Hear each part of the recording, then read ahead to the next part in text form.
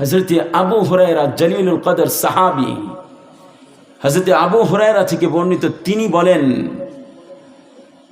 যে আল্লাহর রাসূল বলেছেন, ইশতাকাতিন নারু ইলা রাব্বিহা, জাহান্নাম, খোদ জাহান্নাম তার রবের কাছে অভিযোগ করেছে, নালিশ করেছে। কি করেছে? অভিযোগ করেছে।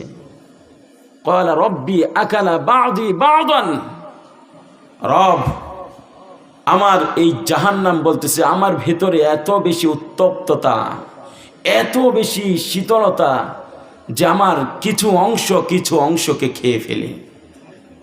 আকালা বা'দি বা'দান, কিছু অংশকে গ্রাস করে ফেলে। রাসূল বলেন, ফাআযিনা লাহা বিনাফাসাইন, এই অভিযোগ করার পরে আল্লাহ তাকে দুইটা নিঃশ্বাস ছাড়ার অনুমতি দিয়েছেন। কয়টা? নাফাসিন ফিস শিতাই ওয়া নাফাসিন ফিস সাইফ, একটা শ্বাস সে ছাড়ে শীতকালে, আরেকটা শ্বাস সে ছাড়ে গ্রীষ্মকালে, গরমকালে। তাহলে বুঝে থাকলে বলেন, জাহান্নাম অভিযোগ করার পরে আল্লাহ তাকে দুইটা নিঃশ্বাস ছাড়ার অনুমতি দিয়েছেন। কয়টা? একটা হলো শীতকালে, আরেকটা হলো কোন কালে? তারপরে আল্লাহর রাসূল বলতেছেন, ফা আশাদ্দু মা তাজিদুনা মিনাল হাররি ওয়া আশাদ্দু মা তাজিদুনা মিনাজ জামহারির, এই কারণেই গরমের সময় তোমরা তীব্র গরম অনুভব করো, আর শীতের সময় এই তীব্র শীত অনুভব করো। বুঝে থাকলে বলেন, এই শীত আসে কোত্থেকে? জাহান্নাম থেকে। কোত্থেকে? এই শীত প্রাকৃতিক কোনো সিস্টেমে আসে না, বরঞ্চ রবের কাছে যে অভিযোগ করার পর রব যে বলছে, তোমার ভিতরে যেহেতু এত বেশি উত্তপ্ততা, এত বেশি শীতলতা, তোমার কতক অংশকে গ্রাস করে ফেলেও, এই জন্য তোমাকে দুইটা শ্বাস ছাড়ার অনুমতি দিয়েছি, দুইটা ভাব ছাড়ার অনুমতি দিলাম। একটা হলো শীতকালে, আরেকটা হলো গরমকালে। এই জন্য রসুল বলতেছেন, শীতের সময় যে তীব্র শীত অনুভব করো, এটা হলো ওই যে জাহান্নাম শীতকালে যে ভাব ছাড়ছে, নিঃশ্বাস ছাড়ছে, ওইটার ভাব আর নিঃশ্বাস। সুতরাং জাহান্নামের শ্বাস বুঝার দরকার। জাহান্নামের নিঃশ্বাস আর ভাবের তীব্রতা যদি এত বেশি হয় যে ঘর থেকে বের হওয়া যায় না, শীত এত বেশি, কনকনে শীত, রাস্তায় চলা যায় না, বসা যায় না কোথাও, এত বেশি পাওয়ার যদি হয় জাহান্নামের শ্বাসের মাত্র, তাহলে বলেন তো দেখি, খুদ জাহান্নামের ভিতরে কত বেশি উত্তপ্ততা বিরাজমান। মেরে দোস্ত, সুতরাং মুমিনের উচিত ছিল এটা থেকে শিক্ষা নেওয়া, যে হাই জাহান্নামের ভাব নিঃশ্বাসের যদি এত প্রভাব হয় যে গরমের সময় ঘরে থাকা যায় না, শীতের সময় বাহিরে বের হওয়া যায় না, তো খুদ জাহান্নামের শাস্তি, জাহান্নামের ভিতরে কি আযাবের ভয়াবহতা হবে, এটা ভেবে ঘরে বসে থাকার কোনো সুযোগ ছিল না, বরঞ্চ মুমিন আরো বেশি দ্বীনি মজলিসগুলোতে আসা দরকার ছিল। ঠিক কিনা বলেন? দৃষ্টান্ত দিলে বুঝবেন, যার ভিতরে ঈমান নাই, তার যত জনকল্যাণমূলক কাজই করুক না কেন দুনিয়ার মধ্যে, সেই কাজের কোনো ভ্যালু নাই। হয়তো দুনিয়ার মধ্যে মানুষের কাছে বাহবা পেতে পারে, মানুষটাকে সাধুবাদ জানাতে পারে, মানুষের প্রশংসায় সে ভাসতে পারে, কিন্তু বাদাল মাউত আল্লাহর কাছে এই আমলের কোনো দাম নাই। কেন? কারণ তার ভিতরে ঈমান নাই। মাধবদী অঞ্চলে অনেক হিন্দুরা আছে যারা অনেক জনকল্যাণমূলক কাজ করে, পরোপকার করে, মানুষের কল্যাণে নিবেদিত প্রাণ হিসেবে থাকে সব সময়। দুনিয়াতে মানুষের সাধুবাদ পাবে, মানুষ বলবে লোকটা খুব ভালো মানুষ, কিন্তু ইন্তিকালের পরে সেই আমলের কোনো প্রতিদান আল্লাহর কাছে পাবে কি পাবে না? বলেন, পাবে না। বুঝে আসছে তো? কেন? কারণ তার ভিতরে ঈমান নাই। ঈমান নাই তার ভিতরে। আর কোনো মানুষের ভিতরে যদি ঈমান থাকে, তাহলে তার সামান্য একটা আমলত অনেক দামি হয়ে যায়। সুবহানাল্লাহ। যদি মানুষের ভিতরে ঈমান নামক নিয়ামত থাকে, তাহলে তার ঈমান নামক এই নিয়ামতের কারণে তার সামান্য একটা আমল অনেক দামি হয়ে যায়। ওই মুমিন যদি সুবহানাল্লাহ পড়ে, তো আল্লাহর রাসূল জানায় দিয়েছেন উম্মতকে, মান ক্বালা সুবহানাল্লাহ, যে ব্যক্তি একবার মুমিন, যে ব্যক্তি একবার সুবহানাল্লাহ পড়বে, গুরিসাত লাহু ফিল জান্নাতি নাখলা, ওই ব্যক্তির জন্য জান্নাতের মধ্যে একটা গাছ, খেজুর গাছ রোপণ করা হবে। সুবহানাল্লাহ। মুমিন যদি একবার শুধু আল্লাহু আকবার বলে, সে আল্লাহু আকবারের দাম আছে না নাই? কারণ কি? তার ভিতরে কি আছে? ঈমান। আর কাফের শত হাজার কোটি যদি মানুষকে দান সাদাকা করে, পরোপকার করতে করতে একদম নিজের সব কিছু সর্বস্ব উজাড় করে দেয়, তাহলে তার এটা দুনিয়ার মধ্যে মানুষের প্রশংসা পাবে, কিন্তু আখিরাতের মধ্যে 4 পয়সার কোনো দাম নাই। ঠিক কিনা বলেন? একটাই কারণ, তার ভিতরে ঈমান নাই। তাহলে আল্লাহ তাআলা আমাকে যে ঈমান নামক দৌলত দিয়েছেন, আমরা কি বুঝতে পারলাম যে আল্লাহ কত বড় নিয়ামত আমাদেরকে দিয়েছেন? সুবহানাল্লাহ, একবার বলেন সুবহানাল্লাহ। আজকে যার ঈমান যত বেশি মজবুত হবে, যার ঈমান যত বেশি পরিপূর্ণ হবে, যে যত বেশি পরিপূর্ণ ঈমানের মালিক হবে, সুস্পষ্ট কথা, তার স্বভাব, তার চরিত্র, তার লেনদেন, তার উঠা বসা, তার চাল চলন, সব কিছু তত সমৃদ্ধ এবং আদর্শ হবে। ঠিক কিনা বলেন? আর যার ঈমান যত দুর্বল হবে, যার ঈমান যত নিম্নমানের হবে, তার চরিত্রের মধ্যে সমস্যা খুঁজে পাওয়া যাবে, তার লেনদেনের মধ্যে সমস্যা খুঁজে পাওয়া যাবে, তার আখলাক, তার ব্যবহারের মধ্যে সমস্যা খুঁজে পাওয়া যাবে, কারণ তার ঈমানের মধ্যে ঘাটতি আছে। ঠিক কিনা বলেন? সাহাবায়ে কেরামের ঈমান মজবুত ছিল, সাহাবায়ে কেরাম মজবুত ঈমানের মালিক ছিলেন। এই জন্য সাহাবায়ে কেরামের আখলাক সবচেয়ে বেশি সমৃদ্ধ ছিল, সাহাবায়ে কেরামের লেনদেন সবচেয়ে বেশি ভালো ছিল, সাহাবায়ে কেরামের স্বভাব চরিত্র দুনিয়ার সমস্ত মানুষের চাইতে বেশি ভালো ছিল। ঠিক কিনা বলেন? কারণ কি? কারণ তাদের ঈমান বড় মজবুত ছিল। বলেন, ঈমান মজবুত ছিল। এই জন্য আমি আপনাদেরকে আজকে কিছু ঘটনা শোনাবো। আমরা তো সাহাবাওয়ালা ঈমানের মালিক হওয়ার জন্য বলি, কিন্তু সাহাবীদের জীবন চরিত্র আমরা পড়ি না, জানি না, যার দরুন নিজেদের ঈমানকে মজবুত কিভাবে করতে হয় সেটা আমরা বাস্তবে আমরা সেই বিষয়ে প্রশিক্ষণও দিতে পারি না। সাহাবায়ে কেরামের ঈমান মজবুত ছিল, কারণ সাহাবায়ে কেরামের মধ্যে ঈমান মজবুত থাকার জন্য যে উপাদানগুলো ছিল, যে উপাদানগুলো দরকার, সেগুলো বিদ্যমান ছিল। ঈমান মজবুত হওয়ার জন্য যে উপাদান দরকার, সেই উপাদানগুলো কাদের মধ্যে ছিল? সাহাবায়ে কেরামের মধ্যে। উপাদানগুলো কি? রাসূল করিম সাল্লাল্লাহু আলাইহি ওয়াসাল্লাম হাদিসের মধ্যে ইরশাদ করেন, রাসূল করিম সাল্লাল্লাহু আলাইহি ওয়াসাল্লাম হাদিসের মধ্যে ইরশাদ করেন, সালাসুন মান কুন্না ওয়াজা ফীহি ওয়াজাদা হালাওয়াতাল ঈমান। যে ব্যক্তির মধ্যে 3টি গুণের সমষ্টি থাকবে, সেই ব্যক্তি ওয়াজাদা হালাওয়াতাল ঈমান, ঈমানের পরিপূর্ণ স্বাদ গ্রহণ করতে পারবে। কয়টা গুণ? বলেন, কয়টা গুণ থাকতে হবে?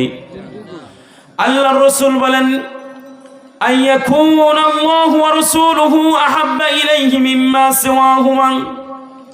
1 নাম্বার গুণ হলো ব্যক্তির কাছে সব কিছুর চাইতে অধিক প্রিয় হতে হবে আল্লাহ এবং তার রাসূল। 1 নাম্বার কি বলেন? একজন ব্যক্তির কাছে তার সব কিছুর চাইতে বেশি প্রিয় হতে হবে কে বলেন? 2 নাম্বার হলো আইয়ুহিব্বাল মারআ ওয়ালা ইউহিব্বুহু ইল্লা লিল্লাহ। দুই নাম্বার গুণ হলো ব্যক্তি মানুষকে কেবলমাত্র আল্লাহর জন্য ভালোবাসবে, দুনিয়ার অন্য কোনো কিছুর জন্য নয়, দুনিয়ার কোনো পদ পদবীর জন্য নয়, দুনিয়ার কোনো লোভ লালসার জন্য নয়, বরঞ্চ মানুষকে যদি ভালোবাসতে পারি আল্লাহর জন্য, তাহলে ঈমানের স্বাদ পাবো। ঠিক কিনা বলেন? এই জন্য আল্লাহ রাসূল বলতেছেন, মান আমানা বিল্লাহ, যে ব্যক্তি আল্লাহর উপর ঈমান এনেছে। ঈমান এটা চারটিখানি কথা নয়। আজকে তো আমরা মনে করি যে আমি মুমিন, আমি মুসলমান, কিন্তু আমি কোন পর্যায়ের মুমিন, কোন পর্যায়ের মুসলমান, এটারও তো একটা স্টেজ আছে, ঠিক না? কোন পর্যায়ে মাপতে হবে। এজন্য আল্লাহ রাসূল বলেন, দুই নাম্বার গুণ থাকতে হবে, আইয়ুহিব্বাল মারআ লা ইউহিব্বুহু ইল্লা লিল্লাহ, মানুষকে কেবলমাত্র ভালোবাসতে হবে কার জন্য বলেন তো দেখি? রাসূল বলেন তিন নাম্বার গুণ হলো ওয়া আইয়াকরাহা আইয়াউদা ফিল কুফরি কামা ইয়াকরাহু আইয়ুকযাফা ফিন্নার। রাসূল বলেন ঈমান আনয়নের পরে কুফরের দিকে প্রত্যাবর্তন করাকে কেমন ঘৃণা করতে হবে, যেরকম একজন ব্যক্তি আগুনে নিক্ষিপ্ত হওয়াটাকে ঘৃণা করে, ঠিক আগুনে নিক্ষিপ্ত হওয়াটাকে যেরকম ঘৃণা করে, তার চাইতে কোনো অংশে কম নয় কুফরের দিকে প্রত্যাবর্তন করাটাকেও সেই রকমভাবে ঘৃণা করতে হবে। ঠিক কিনা বলেন? সাহাবায়ে কেরামের মধ্যে এই তিনটা গুণ থাকার কারণে সাহাবায়ে কেরামের ঈমানটা বড় মজবুত ছিল, কারণ তারা দুনিয়ার সব কিছুর চাইতে বেশি ভালোবাসতেন আল্লাহ এবং আল্লাহর রসুলকে। দুনিয়ার কাউকে ভালোবাসলে শুধুমাত্র আল্লাহর জন্যই ভালোবেসেছেন। ঈমান আনয়নের পরে তারা কুফরির দিকে নিক্ষিপ্ত হওয়ার, কুফরির দিকে প্রত্যাবর্তন করাটাকে আগুনে নিক্ষিপ্ত হওয়ার মতো ঘৃণা করতেন। এই জন্য সাহাবায়ে কেরামের ঈমান বড় মজবুত ছিল। কেমন মজবুত ছিল? কেমন মজবুত ছিল? আব্দুল্লাহ ইবনে ওমর রাদিয়াল্লাহু তাআলা আনহু বলেন, সাহাবায়ে কেরামের ঈমান কত বড় বেশি মজবুত ছিল শোনো। আল ঈমানু ফি কুলুবিহিম আযামু মিনাল জিবাল। সাহাবায়ে কেরামের ঈমানটা পাহাড়ের চাইতেও বেশি মজবুত ছিল। সুবহানাল্লাহ। একটা পাহাড়কে তার জায়গা থেকে টলানো সম্ভব হতে পারত, কিন্তু সাহাবায়ে কেরামের ভেতরে যে ঈমান ঢুকেছে, ঈমানটাকে সরানো কখনো সম্ভব হতো না। এই জন্য দুনিয়ার নির্যাতন সহ্য করেছেন, সংসার ত্যাগ করেছেন, কাফেরদের মারপিট সহ্য করেছেন, জন্মভূমি মাতৃভূমি ত্যাগ করে হিজরত করেছেন, সব কষ্ট সহ্য করেছেন, কিন্তু ঈমানকে বিন্দু পরিমাণ ছাড় দেন নাই। ঈমান থেকে বিন্দু পরিমাণ সরে দাঁড়ান নাই। দুনিয়ার সব নির্যাতন সহ্য করেছেন, কিন্তু ঈমানের এই পথ থেকে তা বিন্দু পরিমাণ সরে দাঁড়ায় নাই। এই জন্য আব্দুল্লাহ ইবনে ওমর বলতেছেন, সাহাবায়ে কেরামের ঈমানের পরিচয় শুনো। আল ঈমানু ফি কুলুবিহিম আযামু মিনাল জিবাল। তাদের অন্তরে ঈমানটা এমনভাবে প্রতীত হয়েছে যে এই ঈমানটা পাহাড়ের চাইতেও বেশি মজবুত ছিল, পাহাড়ের চাইতেও বেশি মজবুত। এজন্য আমাদেরকে প্রকৃত মুমিন হতে হলে, পরিপূর্ণ ঈমানদার যদি আমরা হতে চাই, তাহলে ঈমানের সবক নিতে হবে সাহাবায়ে কেরাম রাদিয়াল্লাহু তাআলা আনহুম আজমাইনের জীবন থেকে। ঠিক কিনা বলেন? সাহাবায়ে কেরামের জীবন পড়া ছাড়া আপনি পরিপূর্ণ মুমিন হবেন কিভাবে? দুনিয়ার যে কোনো বিষয়ে দক্ষতা অর্জন করতে চাইলে এ বিষয়ের বাস্তব অভিজ্ঞ ব্যক্তিদের কাছে যেতে হয় কি হয় না? তো ঈমানের উজ্জ্বল নক্ষত্র ছিলেন সাহাবায়ে কেরাম। সুতরাং তাদের জীবনী আপনাদেরকে জানতে হবে, তারা ঈমানের ক্ষেত্রে কতটা মজবুত ছিলেন।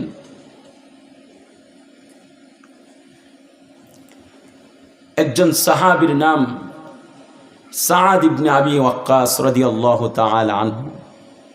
সাহাবায়ে কেরামের ঈমান কত মজবুত ছিল আপনাদেরকে বিশুদ্ধ কয়েকটি ঘটনা আপনাদেরকে হাদিস এবং তারাজিমের কিতাবসমূহ থেকে আমি আপনাদেরকে শোনাই। একজন সাহাবী ছিলেন সাদ ইবনে ওয়াক্কাস, যার নাম। তরুণ বয়সে তিনি ইসলাম ধর্ম গ্রহণ করেছেন। তার মা তাকে খুব মহাব্বত করতে, সেও মাকে খুব ভালোবাসতো। মা বলতো, সাদ ইবনে আবি ওয়াক্কাস ইসলাম ধর্ম গ্রহণ করার পরে মা তাকে বলতেছে, সাদ তুমি যে ধর্ম গ্রহণ করেছ সেই ধর্ম তুমি এখন ত্যাগ করো। যদি তুমি ত্যাগ না করো তাহলে আমি শুনে রাখো আজকের পর থেকে আর কোনোদিন খাবার দাবার গ্রহণ করব না।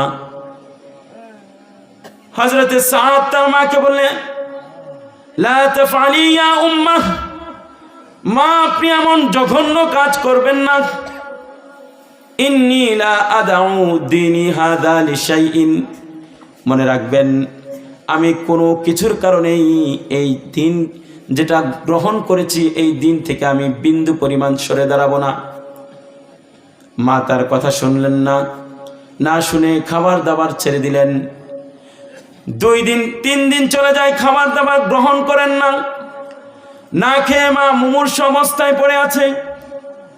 মা ভাবতেছে যে ছেলে মায়ের এত বেশি ভক্ত, সেই ছেলে মাকে এই মুমূর্ষু অবস্থায় দেখে হয়তো এই ধর্মটাকে ত্যাগ করবেই। মা ভাবতেছে যে এই ছেলে আমাকে এত বেশি মোহাব্বত করে, যদি আমি এই পরিস্থিতিতে, কঠিন পরিস্থিতিতে আমি এখন আছি, হয়তো আমার সন্তান আমাকে দেখে হয়তো বা সে যে ধর্ম গ্রহণ করেছে, সে যে ঈমান ভিতরে ঢুকিয়েছে, সে ঈমান থেকে সরে দাঁড়াবে। কিন্তু সাদ তার মায়ের কানে কানে বললেন, ইয়া উম্মাহ তা'লামিনা ওয়াল্লাহি ইয়া উম্মাহ, হে আম্মা জান, খোদার কসম আপনি শুনে রাখেন, জেনে রাখেন, লাউ কানাত লাকি নাফসান মিআতু নাফসিন, যদি আপনার একটা কেন, যদি 100 প্রাণ থাকতো, 100 জান আপনার ভেতরে থাকতো, ফাখারাজাত নাফসান নাফসান, আর একটা একটা করে এই জানগুলো বেরিয়ে যেত, মা তারাকতু হাযা লিশাইইন, তারপরও আমি এই ধর্ম ত্যাগ করব না। কি বললেন? যে আপনার ভিতরে তো একটা প্রাণ আছে, একটা নয়। লাউ কানাত লাকি মিআতু নাফসিন, যদি আপনার একটা নয় বরঞ্চ 100 জান থাকতো, প্রাণ থাকতো, ফাখারাজাত নাফসান নাফসা, আর একটা একটা করে বেরিয়ে যেত, তারপরেও শুনে রাখেন আম্মা, আমি কিন্তু এই ধর্ম ত্যাগ করব। কি মজবুত ঈমান ছিল, কি মজবুত ঈমান ছিল। তারপরে সাদ আরো কঠিন কথা বলেছেন, ওয়া ইন শি'তি ফাকুলি ওয়া ইন শি'তি ফালা তাকুলি, সুতরাং আম্মা জান শুনুন, আপনি চাইলে খেতেও পারেন, আবার চাইলে নাও খেতে পারেন, আপনার বিষয়, কিন্তু মনে রাখেন আপনার এই অবস্থার কারণে আমি কিন্তু দিন থেকে ফিরে আসব না।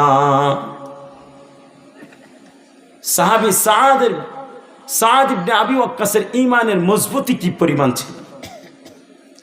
মা মরে যাচ্ছে, কিন্তু এই মুমূর্ষু মায়ের কাছে গিয়ে বলতেছে, আপনি মরতে পারেন, আপনার ভেতর থেকে একটা নয় 100 জান বের হয়ে যেতে পারে, কিন্তু সাদের ভিতরে যে ঈমান ঢুকছে সে ঈমান বের হবে।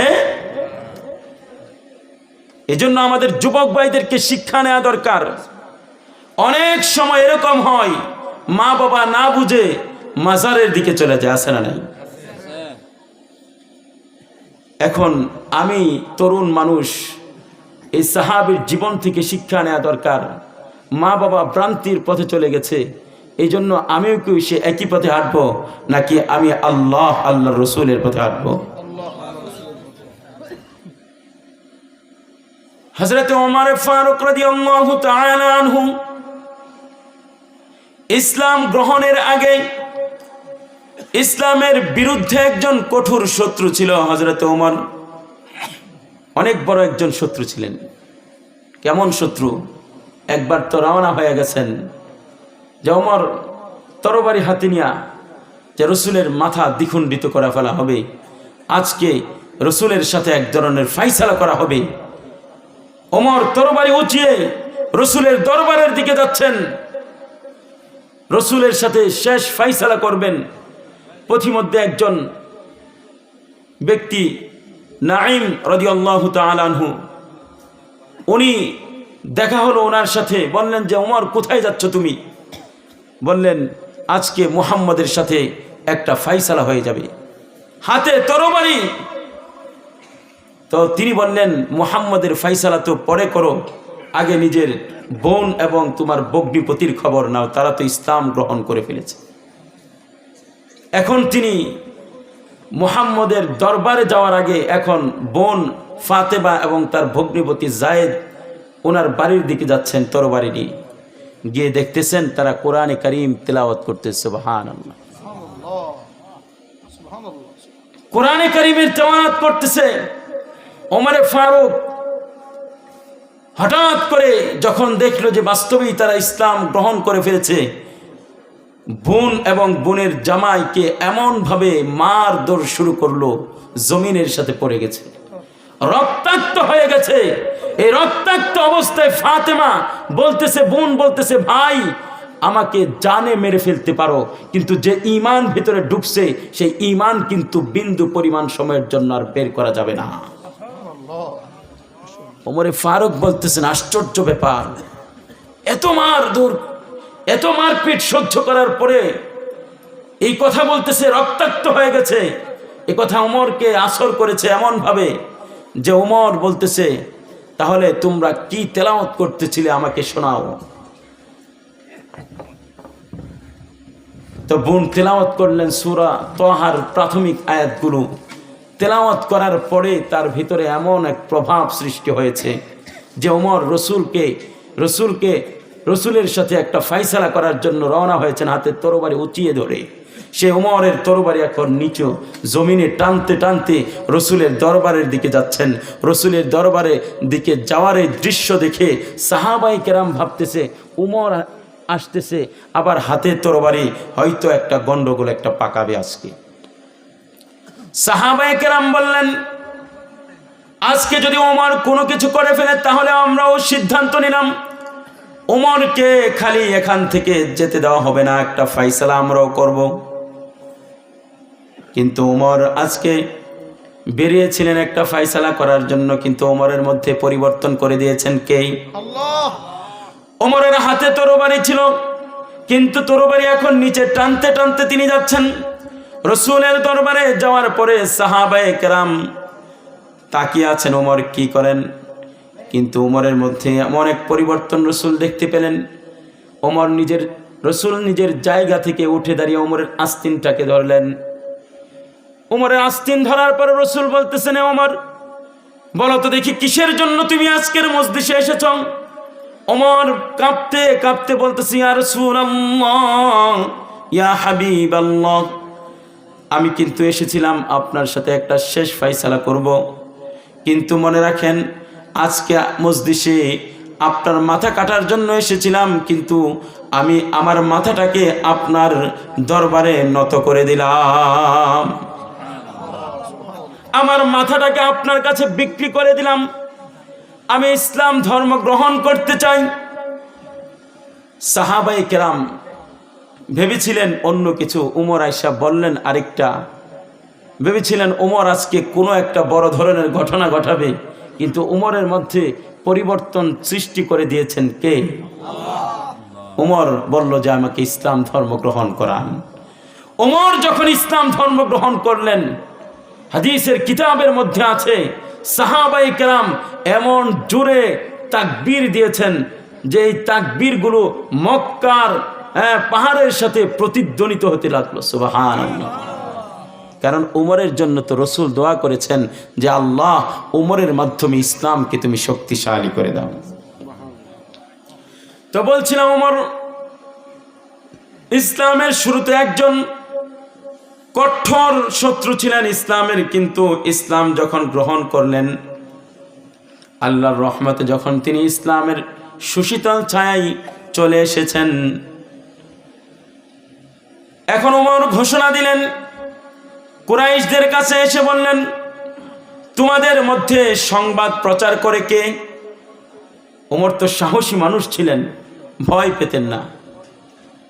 আয়েশা বলতেছে, ওমর তোমাদের মধ্যে কে সংবাদ প্রচার করে? কুরাইশরা বলল, জামিল ইবনে মামার, সে সংবাদ প্রচার করে। হযরত ওমর ফারুক এখন জামিল ইবনে মামারের কাছে গিয়ে বলতেছে, قد أسلمت জামিল, ইয়া জামিল, قد أسلمت জামিল, আমি ইসলাম গ্রহণ করেছি। উদ্দেশ্য ছিল যে তাকে এই সংবাদটা বলার পরে শেষ পুরো মক্কায় এটা প্রচার করে দিবে যে ওমর ইসলাম ধর্ম গ্রহণ করেছে। জামিল ইবনে মামার এই কথা শোনার পরে ওমরের সাথে রাগে আর কোনো কথা বলেন নাই, সরাসরি মক্কার দরজার সামনে গিয়ে বলতেছে, ইয়া মাশারা কুরাইশ, হে কুরাইশের লোকেরা শোনো, ইন্না ইবনুল খাত্তাব কদ সাবা, ওমর ইবনুল খাত্তাব তো সবই হয়ে গেছে। ওমর ফারুক সে জামিল ইবনে মামারের পেছনে দাঁড়ানো, ওমর ফারুক সে জামিল ইবনে মামারের পেছনে দাঁড়িয়ে ওমর ফারুক বলতেছেন, কাযাবা, সে মিথ্যা বলেছে। কদ লাকিন্নী আসলামতু, আমি সবই হয়ে যাই না, বরঞ্চ আমি ইসলাম ধর্ম গ্রহণ করেছি।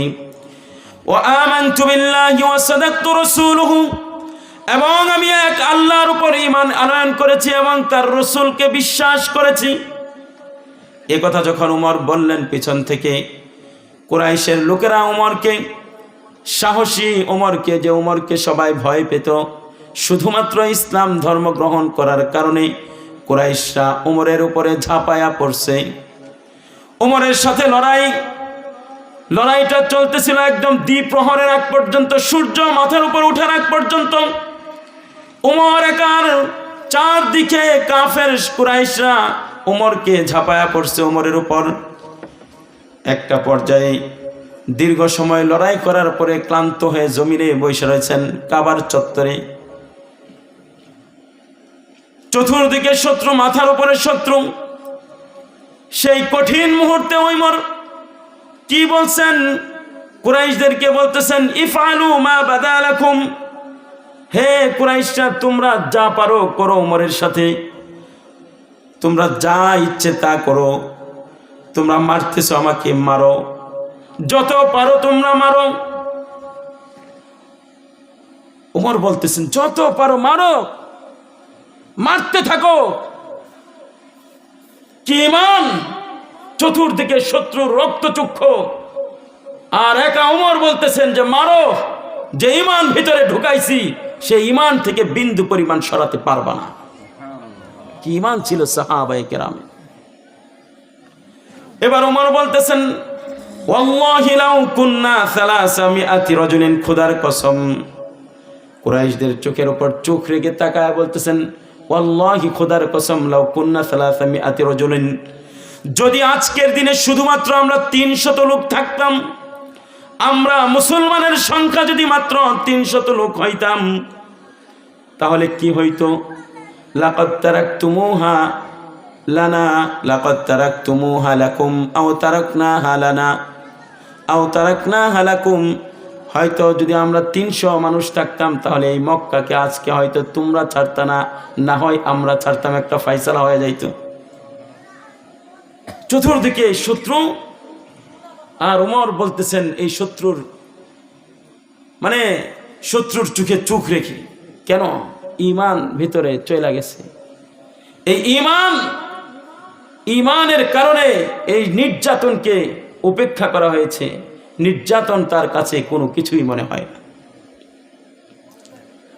এই কথাই সাহাবায়ে কেরামের ভিতরে ঈমান এমনভাবে প্রথিত হয়েছিল, ঈমানের স্বাদ তারা অনুভব করেছিলেন, যার দরুন দুনিয়ার নির্যাতন সহ্য করতেও তাদের কোনো কষ্ট হয় নাই। নিজের জন্মভূমি ছেড়ে হাবশায় হিজরত করতেও কোনো কষ্ট হয় নাই। কাফেরদের মারপিট সহ্য করতেও কোনো কষ্ট হয় নাই। কারণ কি? ঈমান তাদের ভিতরে এমনভাবে ঢুকছিল, ঈমানের স্বাদের কাছে সব কিছু তুচ্ছ হয়ে গিয়েছিল।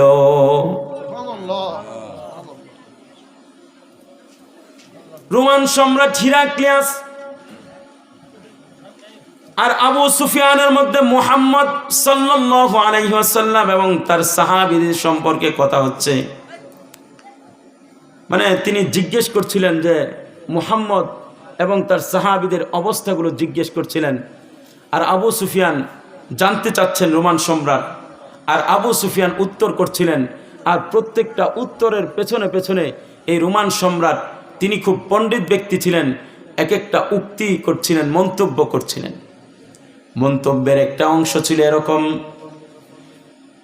রোমান সম্রাট হিরাক্লিয়াস বলেন, ওয়াসাআলতুকা আয়াজিদুনা আম ইয়ানকুসুন, আমি তোমাকে জিজ্ঞেস করেছি তাদের সংখ্যা কি দিন দিন বাড়ছে না কমছে? মুহাম্মাদের অনুসারীদের সংখ্যা কি দিন দিন বাড়ছে না কমছে? রোম সম্রাট বলেন, ফাযাকারতা আন্নাহুম ইয়াজিদুন, আর তুমি বললা যে তাদের সংখ্যা দিন দিন বাড়ছে, তাদের সংখ্যা দিন দিন বাড়ছে তুমি বলছো। আবু সুফিয়ান তখন ইসলাম ধর্ম গ্রহণ করেন নাই, তখনও তিনি কাফের। সত্য কথা তো বলতে হয়। তিনি বলছেন যে আপনাদের জিজ্ঞেস করলেন যে তাদের সংখ্যা বাড়ছে না কমছে, বাস্তবতা হলো তাদের সংখ্যা, মুহাম্মাদের অনুসারীদের সংখ্যা দিন দিন বাড়ছে। এখন হিরাক্লিয়াস বলছেন, ওয়াকাযালিকা আমরুল ঈমান হাত্তা ইয়াতিম্মা, রোমান সম্রাট বলেন ঈমানের বিষয়টাই এমন, মুমিনের সংখ্যা পূর্ণ, ঈমানের মুমিনের সংখ্যা পূর্ণ না হওয়া আগ পর্যন্ত, মুমিনের সংখ্যা বৃদ্ধি না হওয়া আগ পর্যন্ত, ঈমান পরিপূর্ণ না হওয়া আগ পর্যন্ত মুমিনের সংখ্যা দিন দিন এভাবে বাড়তেই থাকবে। কে বললেন? রোমান সম্রাট বলতেছে। এবার রোমান সম্রাট জিজ্ঞেস করলেন, ওয়াসাআলতুকা আয়ারতাদু আহাদুন সাখতাতান লিদীনিহি বাদা আইয়াদখুলা ফি, তোমাকে আমি জিজ্ঞেস করেছি এই ধর্ম গ্রহণ করার পরে কেউ অসন্তুষ্ট হয়ে এই ধর্ম ত্যাগ করে কিনা? ফাযাকারতা আল্লাহ, এক্ষেত্রেও তুমি বলেছ না, এই ধর্ম গ্রহণ করার পরে কেউ অসন্তুষ্ট হয়ে ত্যাগ করে না। নিজের বাড়ি ছাড়তে হয়েছে, বাড়ি ছেড়ে দেয়, নির্যাতন সহ্য করতে হয়তো নির্যাতন সহ্য করে, কিন্তু ঈমান গ্রহণ করার পরে ঈমান থেকে তারা বিন্দু পরিমাণ সরে যায় না। এখন রোমান সম্রাট বলেন, ফাযাকারতা আল্লাহ, তুমি বলেছ যে তারা এরকমটা করে না। রোমান সম্রাট বলেন, ওয়াকাযালিকাল ঈমানু হিনা তুখালিতু বাশাশাতুহুল কুলুব, ঈমানের বিষয়টাই এমন, ঈমানের স্বাদ যখন অন্তরে প্রতীত হয়ে যায় তখন ঈমান এই অন্তর থেকে বের হয় না। এই জন্য ওমরকে মারছে, ওমরকে কাবার চত্বরে মারতেছে, আর ওমর শত্রুদের চোখের উপর চোখ রেখে বলতেছে, ইফআলু মা বাদালাকুম, তোমরা যা পারো ওমরের সাথে করো, যত পারো মারতে থাকো, কিন্তু শোনো, এত মারের পরও আমি কিন্তু ঈমানের পথ থেকে সামান্য সরে দাঁড়াবো না। কত মজবুত ঈমান! সাহাবী ওমরের ঈমান কত মজবুত! সবক আমাদের সাহাবায়ে কেরামদের থেকে নিতে হবে। যে ওমরকে মেরেছে, ওমরের উপর নির্যাতন করা হয়েছে, সেই ওমর কিন্তু একটা সময় অর্ধ জাহানের বাদশা হয়েছেন, ঠিক কিনা বলেন? 22,51,030 বর্গ মাইল জমিনের রাজত্বের মালিক ছিলেন কে? ওমরে ফারুক। সুতরাং নির্যাতিত হওয়া মানেই পরাজিত হওয়া নয়, বরঞ্চ অনেক সময় নির্যাতনের পরে, মাজলুম আর জুলুম সহ্য করার পরে একটা সময় বিজয়ের হাসিটা মাজলুম অত্যাচারীরাই হাসে, ঠিক কিনা বলেন? এই জন্য দুনিয়ার জমিনে আপনাদেরকে যদি জুলুম করে কেউ, তো ভাববেন না যে আমি শেষ, না, আপনি সফল।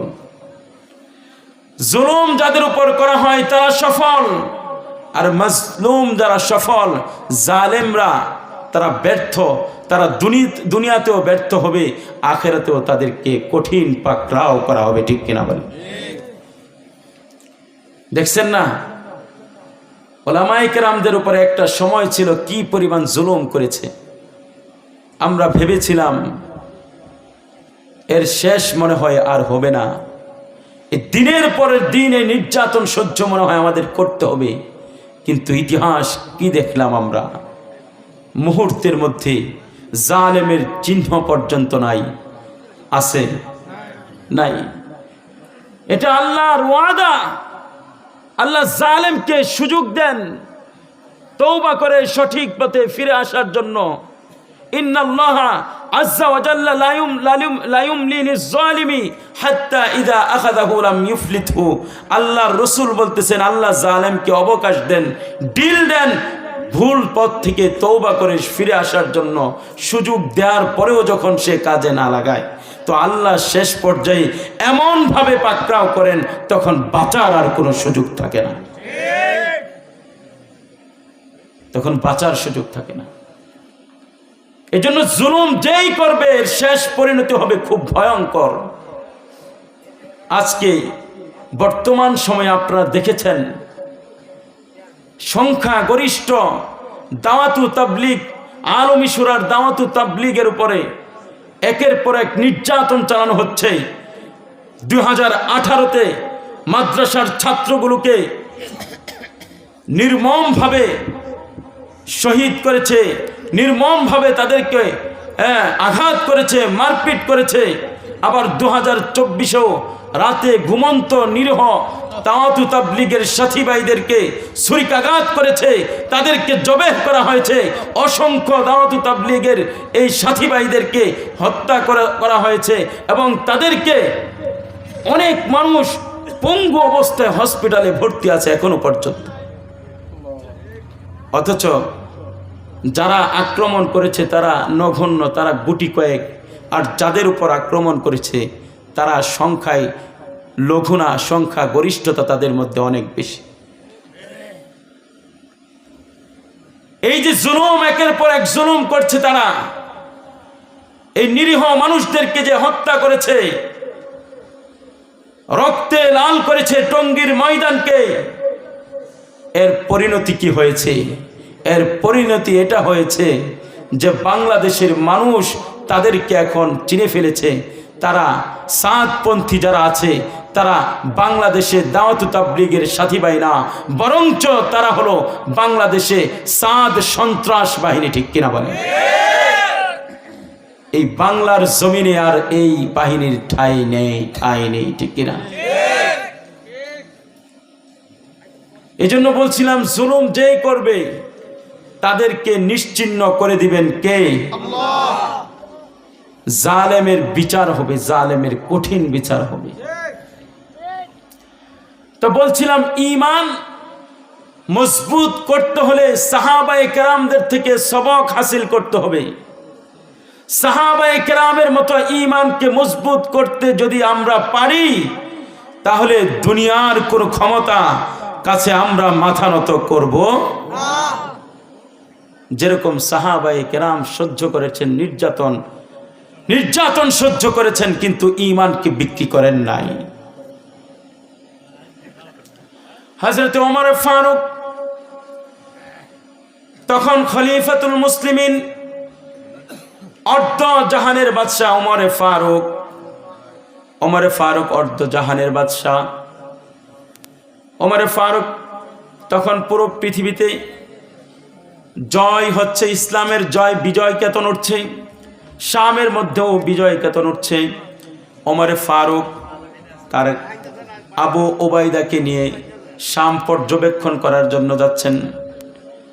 বর্তমান শাম, সিরিয়া তখন তো বিস্তৃত এলাকা জুড়ে শাম ছিল, শামের আয়তন ছিল অনেক বড়। এই শামকে দেখার জন্য সাথে আবু উবাইদা তিনি ছিলেন। তো হযরত ওমর ফারুক শামকে দেখার জন্য, পর্যবেক্ষণ করার জন্য যাচ্ছেন। পথিমধ্যে একটা অগভীর নালা, পানি, এই পানি ভেঙে নালার ওই পারে যেতে হবে। তো সাহাবী ওমর ফারুক নিজের চামড়ার মোজাটা পা থেকে খুলে উটের রশি ধরে নিজে টানতেছেন। আবু উবাইদা পিছন থেকে বললেন যে ওমর ফারুক আমিরুল মুমিনিন, আপনি নিজের পায়ের মোজা খুলে নিজের কাঁধে নিলেন, এবং উটও নিজেই টানতেছেন, মানুষ তো আপনাকে অভিবাদন জানাবে না, মানুষ তো আপনাকে শামের মানুষ তো আপনাকে সম্মান জানাবে না। ওমরে ফারুক ধমক দিয়ে বললেন, ইন্না কুন্না আযাল্লা কওম, যে আমরা ছিলাম অপদস্থ একটা জাতি। ফাআযানাল্লাহু বিল ইসলাম, আল্লাহ আমাদেরকে ইসলামের মাধ্যমেই সম্মানিত করেছেন। ফামাহমা নাতলুবুল ইজ্জাতা বিগাইরি মা আ'আযানাল্লাহু বিহি আযাল্লানাল্লাহ। সুতরাং আমরা যদি ইসলাম ছাড়া অন্য কোনো কিছুর মাধ্যমে ইজ্জত আর সম্মান তালাশ করি, শুনে রাখো, তাহলে কিন্তু আল্লাহ আমাদেরকে আবার বেইজ্জতি করবেন। বুঝার বিষয় হলো, ওমর অর্ধ জাহানের বাদশা, তিনি কি ঈমানের মালিক ছিলেন, শান শৌকত করেন নাই। তিনি বুঝাতে চেয়েছেন যে আমাদের মান ইজ্জতের মূল মানদণ্ডটাই হলো ঈমান আর ইসলাম। সুতরাং আমাদের ভিতরে যদি ঈমান আর ইসলাম থাকে, তাহলে আমরা কেবল সম্মানিত হব, অন্য কোনো কিছুতে আমাদের সম্মান নিহিত না।